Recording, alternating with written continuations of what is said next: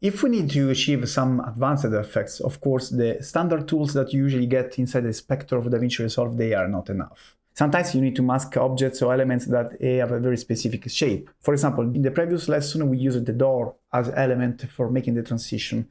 Here we are using this object that is passing in front of the camera, and we are going to make a mask around this object in order to get these effects. First thing, as usual, we need to align the different clips on the timeline. We need to find the right moment to make the transition. Then we need to switch to the color interface in DaVinci Resolve. So we need to create a mask here and cut this part off in order to create this seamless effect. Before start, we need to do an alpha channel. Alpha channel is just an instruction that tell DaVinci Resolve the color that we are going to add an alpha output. We just need to right click here in an empty space inside the nodes panel and pick the alpha output. And then we need to connect these blue dots with the alpha output channel. We need to switch to the mask panel, to the window panel here, and we need to draw our mask. My suggestion is to find a moment where the object that is passing from the camera is here, exactly in the middle of the screen, in order to have a bit of space to understand how to animate it. And we are going to pick the pen tool.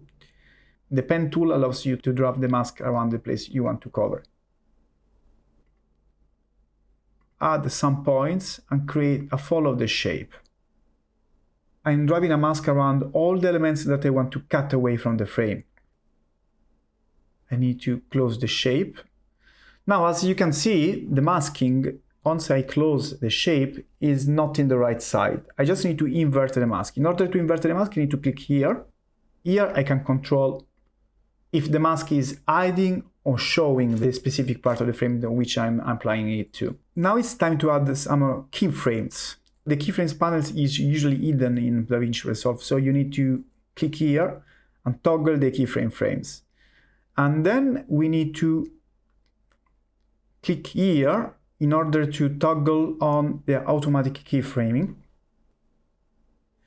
And we need to add a keyframe. In order to add a keyframe, we just need to slightly move the mask or maybe touch a point, and this will toggle and activate the automatic keyframe. So we have set the first keyframe.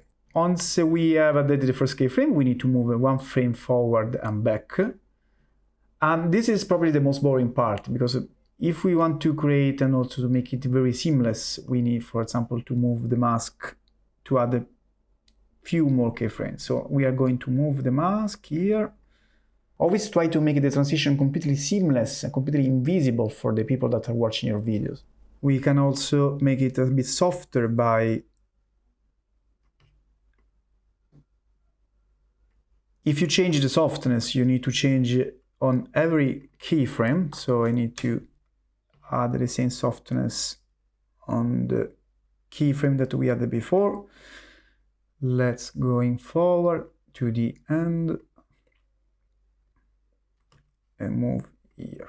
Usually 3-4 different keyframes should be enough in order to cover the entire video. And finally, we need to do one last keyframe to hide completely the mask. And let's repeat also the same thing on the previous keyframe. All right. One more. Here. Okay. If we go back and forward using the, we can see how the masking is applied. Let's go back to the editing panel and see if the mask worked. Yeah. If you need, for example, to mask some specific movement, or you need to create a more realistic effect, that's the way to do the right masking in DaVinci Resolve. You can download this footage from the classes materials and you can start practicing with the masking, and also you can put all the things that I teach during this lesson into the practice, I would like to see how you are approaching this transition. As mentioned before, try to experiment with it and try, for example, to combine and to use this kind of transition with the other footage that you made by your own. If you don't have a camera, you can even use your mobile phone or any other kind of tool that is capable of shooting video. So you don't need any professional equipment to do that. See you in the next lesson, because we are going to talk about another interesting thing, that is decompositing. Decompositing consisting in merging together different clips, footage, images in something that looks a single element.